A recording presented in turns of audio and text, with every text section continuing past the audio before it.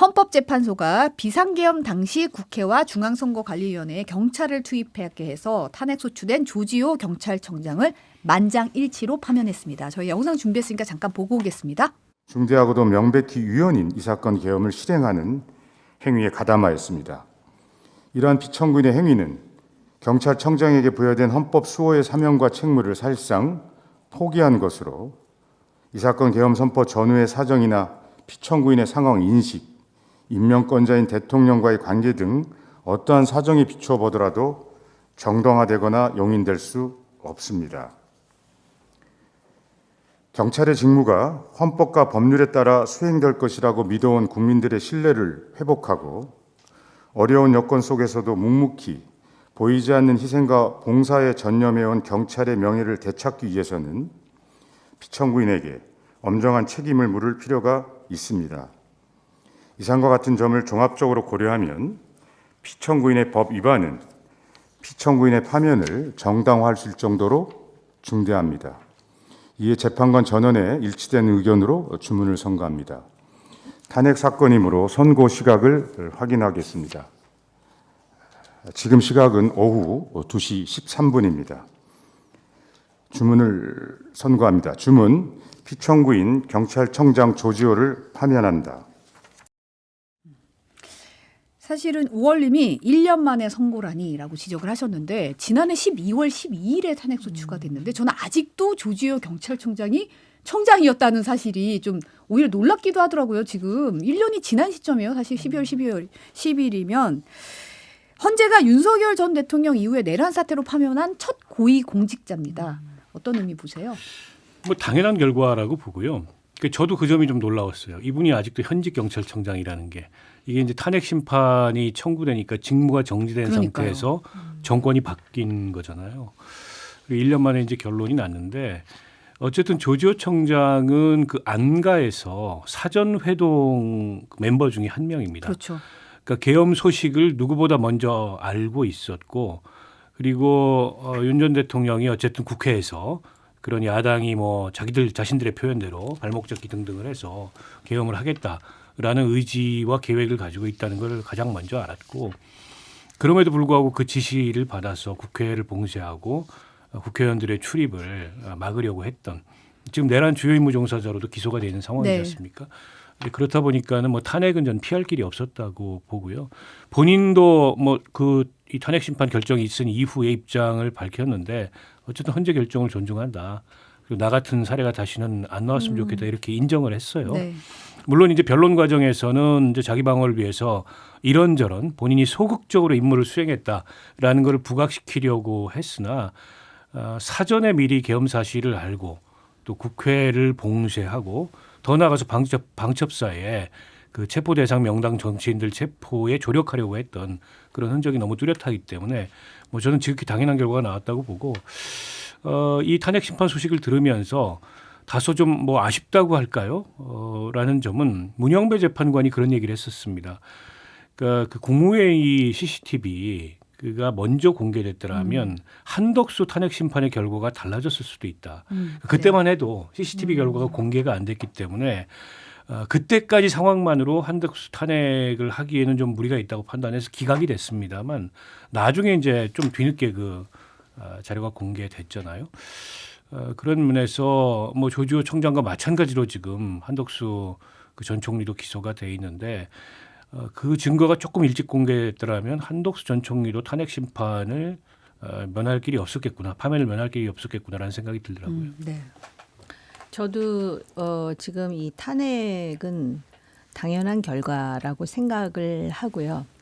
단지 이제 여러 가지 소회가 드는데 정상적인 대통령의 국정 운영 상황하였다면 우리나라의 나름대로 자신의 어떤 커리어를 쌓아온 정통 경찰 관료도 그렇고 또 행정 관료도 그렇고 또 사법 관료도 그렇고 또 군장성도 그렇고 이렇게 불명예스러운 퇴진을 하진 않았을 텐데 이런 아쉬움이 있고요. 그다음에 우리 사회가 지금 자유민주주의 역사가 현대사로 볼 때 아직 100년은 안 된 상황이기는 하지만 그래도 다른 나라에 비해서 상당히 빨리 민주주의가 정착되고 그랬는데 어떤 그 가치 체계라든지 이러한 인식 수준은 예를 든다면 이런 관료들의 입장에서 나는 대한민국에 충성해야 된다라는 인식이 있어야 되는데 아직까지도 나의 보스, 대통령 이런 것에 대한 어떤 그 인식이 아직까지도 깊이 뿌리박혀 있는 측면이 있다. 그러다 보니까 이런 대통령의 결정에 대해서 이건 아닙니다라고 말할 수 있는 용기보다도 나의 상관이 대통령이니까 일단 명령을 들어야 된다라는 그 의식 사이에서 굉장히 갈등했다라는 것이 요번에 계엄 선포 이후에 계엄이 해제되는 과정에서 많이 읽히거든요. 조지호 경찰청장의 경우에도 명단을 받고 뭐 그랬다는 거 아니에요. 이건 미친 뭐 이런 식으로 자기가 부인하고 얘기했다 이런 말도 있고 또 이런 그 후회를 남겼습니다. 대통령과 좀 더 대화할 수 있는 기회가 있다면 이것이 잘못됐다라고 자기가 진언을 할 수도 있었을 텐데라는 자기 후회가 있는데 사실은 짧은 순간이었지만 대통령과 그런 조우할 기회에 말을 했었어야죠. 그렇죠. 그런 점이 상당히 아쉽고요. 이번 일을 계기로 해가지고 관직에 올라가는 사람들이 이 충성의 개념 이거는 국가에 대한 충성이어야 되고 대통령은 주권자인 국민들로부터 권력과 권한을 위임받았다라는 것에 대해서 다시 한번 특히 그 정도 올라간 사람들은 대한민국의 엘리트 아닙니까? 그럼에도 불구하고 그 관념의 틀이 잘못됐다라는 것을 각성하는 계기가 됐으면 좋겠다라는 매우 큰 아쉬움이 있습니다. 말씀 듣고 보니까 참 사람에 충성하지 않는다로 뜬 윤 전 대통령이 네, 이런 상황에서 참 다시 또 되새기게 되는데 근데 사람에 충성하지 않는다 그래놓고 그 다음 한마디가 더 중요한 한마디였어요. 조직을 사랑한다 그랬거든요. 네. 국가와 국민에 대한 충성, 조직에 대한 사랑보단 그게 우선시 돼야 되는데 거기서 비극이 싹튼 것 같다라는 생각도 듭니다. 근데 윤 전 대통령 사실 어제 군사법원에 처음으로 출석을 해서 내란에 가담했던 사령관들에게 사과를 했어요. 그러면서 내가 내린 결정에 따라서 할 일을 한 사람들이라 미안하게 생각한다. 밤늦게까지 기도 많이 한다. 이런 얘기를 하면서도 직접 지시를 한 건 없다. 거듭 부인했습니다. 그러니까 지금 그 윤 전 대통령이 재판을 받는 태도나 혹은 재판 받으면서 하는 얘기를 보면 일관성도 없을 뿐더러 도무지 이게 그 뭐랄까요 진실이라고는 단 한 조각도 없는 그런 얘기들을 하고 있는 게 아닌가 싶어요. 그러니까 지금도 그런 거죠. 본인 내린 결정에 의해서 지금 감옥에 가 있고 고초를 겪는 이제 군인들한테 미안하다고 얘기하지만 본인 지시는 거부하고 있어요. 심지어 김용현에 대해서 본인이 지시한 것조차 부인을 하고 있어요. 그러면 본인이 지시하지 않았는데 김용현, 노상원 등등이 알아서 사전에 비상계엄을 모의하고 군 동원을 모의하고 했다는 건가요? 도무지 이게 좀 앞뒤가 맞아야 좀 상식적으로 이렇게 생각을 해볼 텐데 저는 전부 헛소리라고 생각합니다. 특히 어제 뭐 본인 생일 맞아서 뭐 성탄 메시지를 냈다고 하는데 거기 보면 뭐 더 좋은 나라를 물려주기 위해서 비상계엄을 했다는 식으로 얘기를 하는데 네. 뭐 세상에 그런 헛소리가 어디 있습니까? 물론 이제 본인이 그런 자기 망상을 유지해야 지금 이런 가혹한 상황을 견딜 수 있는지는 모르겠으나 어쨌든 그 본인의 망상을 공유하는 그런 망상 공동체를 향해서 이제 그런 되도 않는 메시지를 저는 내고 있다고 보고요. 이제 그럴수록 이제 국민들은 이 재판을 좀 빨리 단호하게 끝냈으면 좋겠다. 이런 생각이 커질 수밖에 없어요. 언제까지 저 헛소리를 우리가 들어야 되냐. 그런 생각을 하지 않을 수 없고 지금 그 체포방해 혐의 그 결심을 12월 26일 날 하고 내년 1월 16일 날 선고를 하겠다라는 계획을 지금 밝혔잖아요. 재판부가. 거기에 대해서도 계속 이제 이의 제기를 했다는 겁니다. 네, 변호인단이 오늘 오전에도 입장문 냈어요. 네, 선고기 그게 진짜 자기 철회해달라고. 방어권을 침해한다.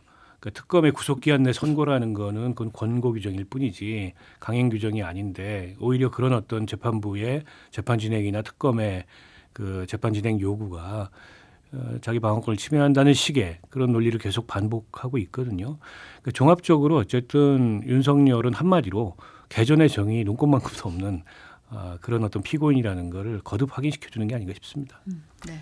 그 어제 군사법원에 출석해가지고선 그 검찰 측에서의 그 내란 우두머리라는 그 말에 대해서 굉장한 히스테리 반응을 일으켰다라는 거 아닙니까? 네. 그러니까 윤석열 전 대통령이나 그 변호인 측은 지금 그 논리가 뭐냐면 계엄은 선포했다. 근데 그 계엄 선포는 대통령의 고유 권한이다. 그러나 내란은 아니다. 이걸 주장하고 싶은 거예요.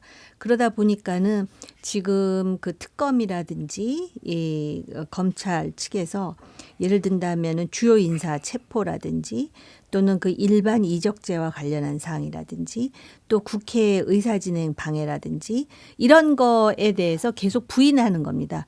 그런데 실제로 그 상황이 벌어지니까 이거는 내가 지시한 게 아니다. 이렇게 이제 주장을 하는데요. 저는 그 보수 정당의 입장에서도 대통령에 대한 사법적 결론이 빨리 내려지는 것이 맞다. 이렇게 생각을 하는 것이 이게 그 윤 대통령이 직접 간접적으로 공천에 관여한 내지는 영향력을 행사한 많은 정치인들, 특히 국민의힘 정치인들에게 아직까지도 영향력을 미치고 있는 것이고 윤 대통령도 거기에 대한 기대감이 상당히 큰 것 같거든요. 그런데 이 사슬을 끊어내지 않으면은 보수 정당의 존립에 상당한 위기가 온다라는 저는 그런 위기감이 있고요. 그다음에 자녀에게 올바른 나라를 물려줘야 한다는 절박함에서는 정말 분노가 치솟는 것이 성탄 메시지요. 예. 최상병 죽음에 대해서 언어 도단의 경로를 해갖고 이 지경까지 만들어 놓고 이제 와서 자녀 운운하면서 이렇게 말한다라는 자체가 그러면서 또 하나님께 기도한다 그랬나요? 네. 그거에 대해서도 아마 많은 사람들이 냉소적인 생각을 할 거다. 이런 마음입니다. 그래서 영어의 몸이 되었고 인간적으로라도 어떤 그런 그 소위 뭐라 그럽니까? 그 긍휼히 여기는 그런 감정이라도 생겨야 될 텐데 솔직히 윤석열 전 대통령 부부에 대해서는 그런 마음이 전혀 들지 않는 사람들이 꽤 많을 것이다. 그렇게 봅니다. 김성란님이 어제 생일이셨대요. 근데 또 선산 김씨라고 하시면서 참 윤 전 대통령 부부 악연이 있는 것 같다. 김건희 씨가 선산 김씨잖아요. 그리고 어제 생일이 같으셔서 김성란님 생신 축하드리고요. 어제가 윤 전 대통령 생일이었고 서울 구치소 앞에 이제 생일상도 차려지고 윤어게인도 울려 퍼지고 이랬는데 그러니까 이제 성탄 메시지가 우리 부부에게 자녀가 없어서 청년 여러분 자녀처럼 느껴진다 이러면서 자녀에게 올바른 나라를 물려줘야 한다는 절박함 뭐 이런 얘기가 나온 거예요. 그러니까 이 성탄 메시지 자체가 나 여기 있어. 나는 절박한 이유 그 궤변을 계속 얘기하고 있거든요 지금. 그러니까 아니 뭐 저기에 공감할 뭐 그 국민들이 얼마나 있겠습니까? 그 소수의 한 줌도 안 되는 정말 윤호개인 세력들이나 공감하는 얘기고 본인은 뭐 그조차도 중요하다고 생각해서 저런 메시지를 내는지 모르겠는데 역효과가 훨씬 더 크죠. 때문에 저는 그 지금 내란 전담 재판부 뭐 이제 최종적으로 법안이 수정이 됐고 사법부에서도 마음이 급해지니까 뭐 예규를 만들어 가지고 자체적으로 무작위 배당의 원칙을 지키면서 재판을 하겠다 이렇게 서두르고 있는데 왜 진작 좀 더 서두르지 않았을까 이런 아쉬움이 들어요. 그러니까 저런 헛소리를 계속 국민들이 이렇게 들어야 된다는 게 지금 1년이 지났는데 내란 사건 관련해서 단 한 건의 재판도 맞습니다. 끝난 게 없어요. 그러니까 문영배 재판관도 그 점을 정확하게 지적을 했잖아요. 그러니까 1년이 지났는데 어떻게 공범이 됐든 누가 됐든 단 한 건의 재판도 끝나지 않느냐. 그러고서 사법부가 할 일을 다 했다고 얘기할 수 있느냐라는 비판이 안 나올 수가 없어요. 게다가 이제 저 내란 우두머리는 거듭해서 어쨌든 이 재판을 지연하고 혹은 이제 정상적인 재판 진행을 방해하려고 하기 위해서 온갖 이제 꼼수를 다 동원하는 이런 상황이기 때문에 어쨌든 신속하고 단호하게 재판을 끝내는 게 무엇보다 급선무가 아닌가. 뭐 그럼에도 불구하고 저런 이제 헛소리를 계속 할 텐데 그거야 뭐 본인이 그렇게 얘기하거나 말거나 이 법적 심판이 단호하게 내려지는 게 급선무가 싶습니다. 지기현 재판부 재판을 침대 축구에 빗대서 침대 재판이라고 부르더라고요. 왜냐하면 계속 이게 늘어지고 있어요. 증인도 계속 늘어지면서 선고일자도 아직 안 나오고 있고 사실 체포방해 혐의가 1월 다음 달 16일 날 정해졌고 지금 보니까 다른 재판들 그러니까 순직해병 특검에서 넘어온 이른바 런종섭 사태 재판도 다음 달 14일부터 열린다고 하더라고요. 그래서 사실은 구속기한 만료기일이 18일이니까 윤석열 대통령 측 변호인 측에서는 이 16일 날 선고가 굉장히 지금 다급한 상황이라서 오늘 오전에도 입장문 내고 선고기일 철회하라 뭐 이런 입장을 내던데 이 부분은 어떻게 보세요, 정 의원님? 지금 그 하나하나의 강론으로 보면은 참 답답한 상황이고 또 윤석열 전 대통령이 워낙이 그 검찰 출신이다 보니까 이 재판 관련해서 나름대로 전술 전략을 구사하고 있는 거죠. 그래서 최대한 느리고 이것이 내란 우두머리로 해서 본인이 극단적인 그러한 어떤 선고를 받는 것을 막는 것이 아주 거기에 지금 사력을 다한다라고 생각을 하고요. 근데 큰 그림으로 보면 대통령이 계엄 선포를 했어요. 21세기에. 그런데 그거에 대해서 결국은 국회가 계엄 해제를 6시간 만에 했고 또 대통령을 탄핵했고 그럼으로써 새로운 그 선거에 의해서 새로운 정부가 구성이 됐고 그다음에 이제 사법부에 의해서 또 특검에 의해서 그것에 대한 수사가 이루어졌고 대통령과 그 관련자들에 대한 지금 재판이 이루어지고 있는 상황이거든요. 그러니까는 우리 안에 있는 사람들은 이게 굉장히 진척이 느린 것도 있고 또 그러다 보니까 답답한 마음이 드는 측면도 있고 또 이 과정에서 정치적인 그런 복선이 깔려 있는 그런 상황도 만들어지고 그러지만 큰 그림으로 보면은 한국 사회가 그래도 성숙하게 이런 계엄의 사태에 대해서도 해결할 수 있는 내공이 있다라는 걸 지금 보여주고 있는 측면이거든요. 그 지기현 재판부에 대해서 얘기를 하셨지만 제가 지기현 재판부가 과연 무죄를 선고할지에 대해서 저는 굉장히 회의적이에요. 시간은 좀 길어지지만 그리고 아까 성지영 앵커도 말씀하시고 또 의원님도 말씀하시지만 1월 16일에 어쨌든 또 선고가 이루어지잖아요. 그렇기 때문에 지금 1년이 넘게 재판이 진행되는 것 자체도 상당히 그 무리 없이 하다 보니까 시간이 길어지는 측면도 있고요. 그래서 어떻게 보면 저는 지금 우리 한국인들이 짧은 자유민주주의의 역사지만은 이런저런 경험과 정말 못 볼 걸 다 보면서도 나름대로 지금 성숙하게 대응해 나가고 있다라고 낙관하고 싶어요. 아까도 잠깐 언급하셨는데 대법원이 어제 내란 전담 재판부 운용할 수 있는 예고 만들겠다고 결국 움직였습니다. 버티던 대법원이. 근데 시점상으로 사실 굉장히 공교로워요. 공교롭고 지금 당장 이제 서울 고등법원이 바로 후속 조치 나섰는데 오는 22일에 전체 판사회를 열고 형사재판부를 14개에서 16개로 늘려서 이 가운데 2-3개를 전담재판부로 지정하는 이제 사무 분담하고 법관 6명 증원해서 각 재판부마다 3명 이상의 재판 연구원을 배치해서 심리하는 방안을 논의하겠다. 그러니까 이제 이렇게 해서 빨리 속도를 내서 2심부터는 항소심부터는 가겠다라는 의지를 지금 천명을 하고 있거든요. 보폭이 엄청 빨라졌어요. 이때까지 계속 가만히 있다가 아니, 진작 좀 저렇게 하지. 왜 그러니까요. 진작 안 해가지고 결국에 그 법에 의해서 전담재판부를 만들게 되는 그런 상황을 초래하는지 잘 모르겠어요. 그러니까 사실 대법원 예규에 의해서 저렇게 고등법원에 내란 재판만을 그러니까 기존 사건을 재배당하거나 신규 사건 배당 없이 담당하는 재판부를 만들게 되면 지금 민주당이 국회에서 이제 본회의 통과를 앞둔 수정된 내란 전담 재판부 구성과 큰 차이가 없습니다. 왜냐하면 저 내란 전담 재판부 구성을 할 때 기존에 이제 위헌 논란이 컸던 게 추천 주체였거든요. 법무부 헌재 다 빼고 이제 해당 법원의 판사 회의하고 전국 법관 대표자 회의 이렇게 양쪽에서 추천을 해서 대법관 회의를 통해서 대법원장이 최종 임명하는 이 절차를 밟겠다는 거잖아요. 그러니까 해당 법원은 서울고등법원이에요. 결국에는 서울고등법원의 재판부 중에서 내란 전담 재판부를 지정하는 겁니다. 그럼 지금 있는 서울고등법원에서 내란 전담 재판부를 무작위 배당을 통해 지정하는 거하고 사실 결과적으로 큰 차이는 없거든요. 근데 이제 문제는 결국 법원이 이런 일을 자초한 겁니다. 그러니까 최초에 이걸 자초한 거는 직위원 판사가 구속 취소부터 좀 비정상적인 결정을 함으로써 자초를 했고 그 뒤에 재판이 진행되는 모습을 보면 국민들이 보기에 저렇게 재판해서 되겠나? 이런 생각을 안 들 수 없게 만들었잖아요.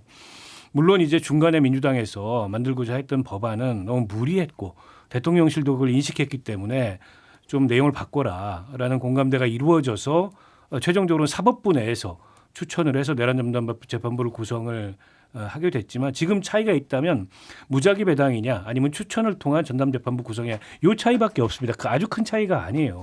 근데 법원이 미리 좀 움직였더라면 이렇게 안 갈 수도 있었던 건데 결국 저는 이 법원의 책임도 이 문제에 있어서 자유롭지 않다라는 생각을 하지 않을 수 없고요. 아니 저렇게 지금 다음 주에 법 통과를 앞두고 서둘러 가지고 이런 조치를 취할 거면 왜 진작 못했을까?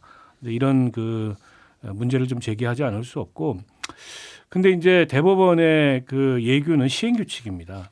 근데 법률이 훨씬 더 상위의 네. 규범이기 때문에 법이 통과되면 대법원이 저런 그 예규 개정을 통해서 뭘 하고자 해도 그보다 이제 개정된 법률에 따라서 이 해야 되는 게 더 우선하기 때문에 법률에 따라야 됩니다.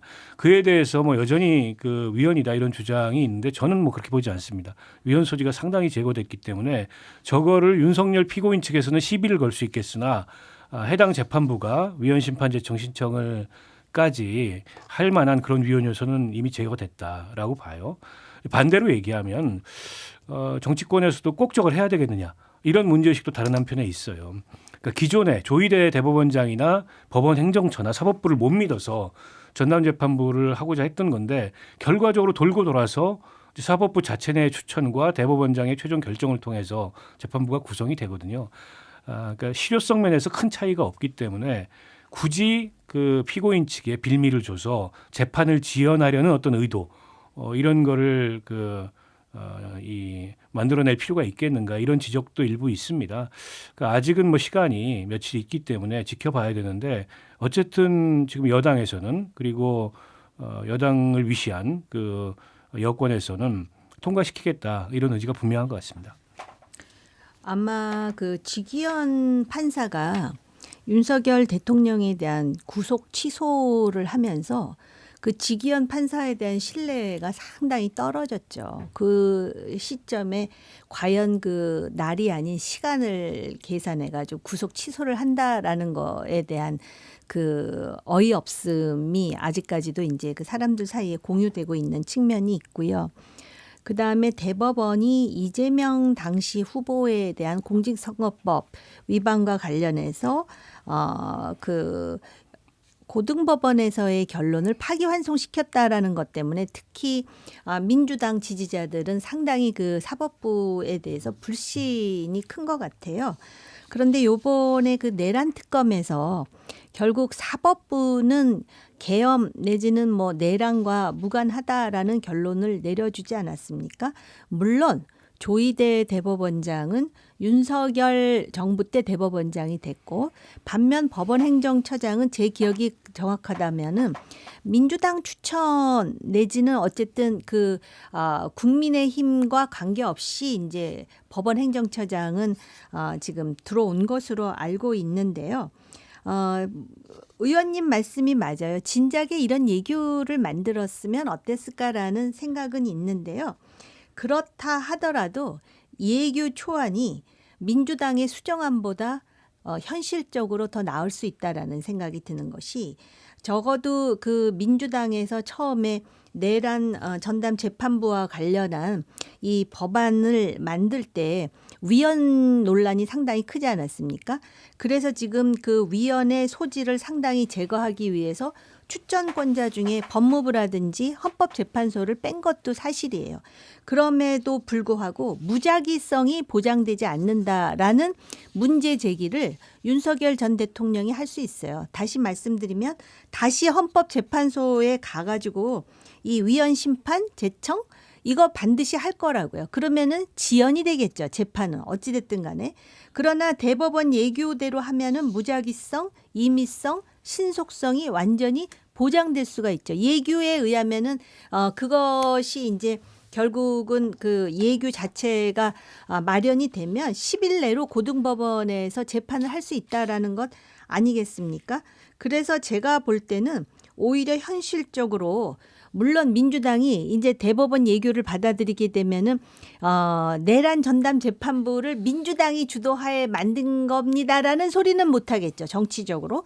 그럼에도 불구하고 위헌 소지를 상당 부분 없애는 정도가 아니라 전혀 위헌 소지가 없으면서 신속하게 아까 말씀하신 문영배 판사가 늘 강조하는 것이 그거잖아요. 신속성에 있어서 지금 문제가 있다. 그리고 휴먼 에러와 시스템 에러를 보면 휴먼 에러다. 그러니까 시스템 자체가 에러가 아니라 신속하게 재판이 결론이 만들어지지 않은 것이 문제다라는 지적을 하는데요.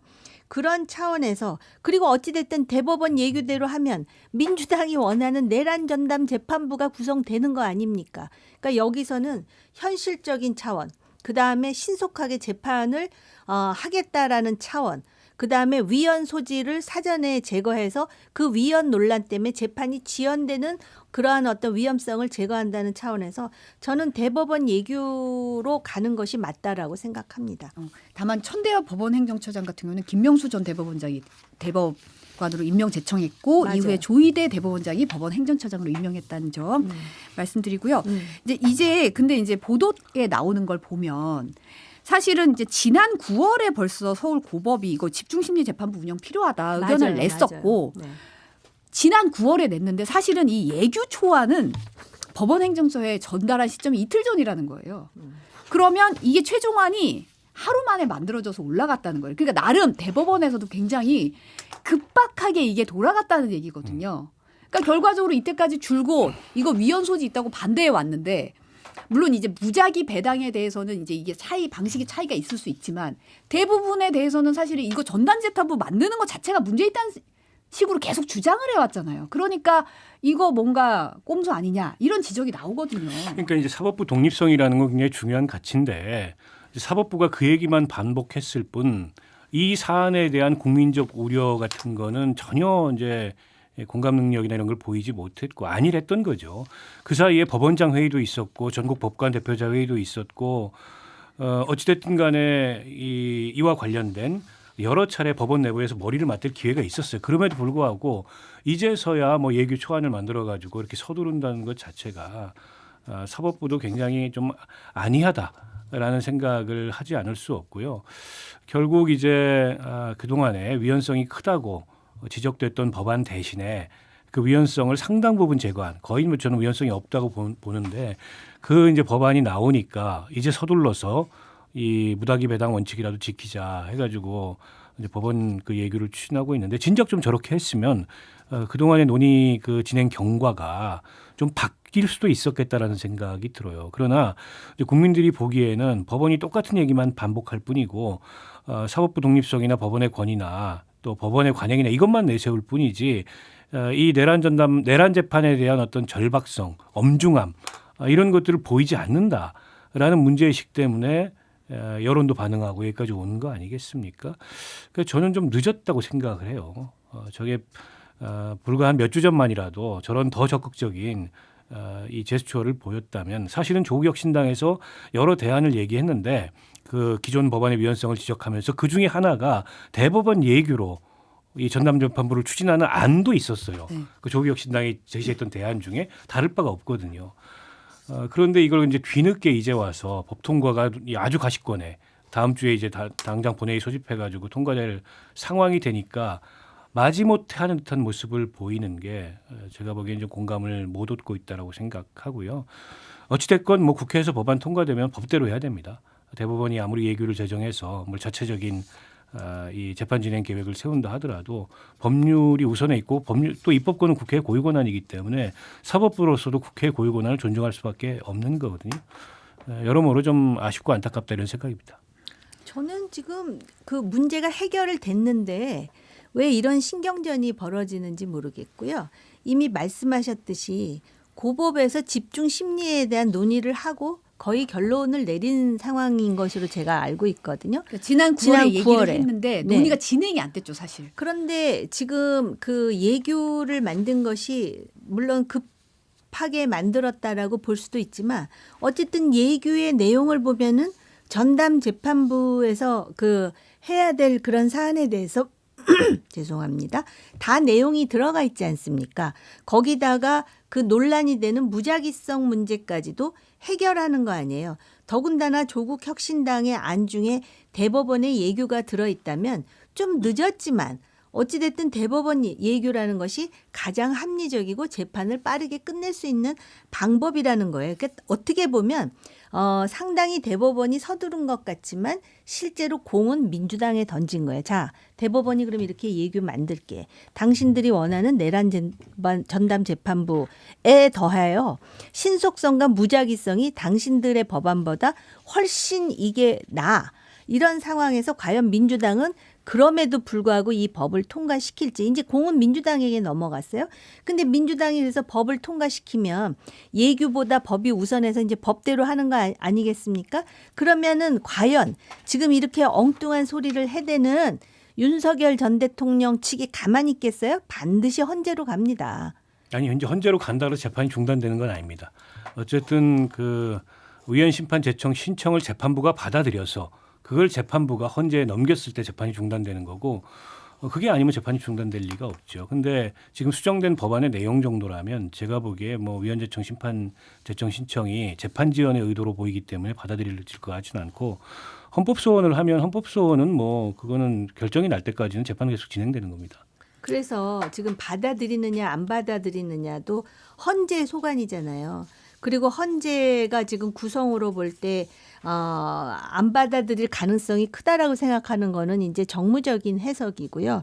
과연 이거를 또 받아들이지 않았을 때 지금 나라가 진영으로 나눠져 있는데 과연 이거 자체를 합리적이라고 생각할 수 있는지. 그러니까는 오히려 제가 볼 때는 민주당이 원하는 바가 다 지금 이루어진 거예요. 단지 이제 그 무작위냐 아니면은 추천을 해가지고 법원 내부에서 그 뭐 추천 5대5 하면서 또 민주당이 얘기하는 거 있잖아요. 이거 자체를 과연 헌재가 제청이 왔을 때 무시할 수 있을까? 저는 그거에 대해서는 조금 의문입니다. 사실 대법원 예규가 결과적으로 이제 언제든 바꾸거나 사실 없앨 수 있는 사안이기 때문에 그 부분에 대해서도 지금까지 이때까지 사법부가 보여준 모습들이 좀 신뢰도가 떨어진다 뭐 이런 걱정도 좀 자리하고 있는 것 같고 시점도 너무도 공교롭게도 기습적으로 올린 시점 자체가 결국은 입법권을 무시하는 처사가 아니냐 이런 비판도 좀 나오고 있는 것 같아요. 지금 그 말씀하시니까 생각이 나는데요. 지금 민주당이 이러한 그 전담 재판부를 만들 때 또 문제 삼았던 게 뭐냐면 율사들 측에서 이게 특정인을 겨냥한 내란 전담 재판부가 아니냐 그래서 수정안에 그 이름을 상당히 바꿨잖아요. 근데 대법원 예규는 그거보다 훨씬 일반화한 그 내란 전담 재판부를 예규로 만들겠다는 것인데 지금 앵커께서 지적하셨듯이 그걸 만들어 놓고 고등법원에 올라갔는데 예규를 없애는 그런 어리석음과 그런 오바를 할 것 같지는 않네요.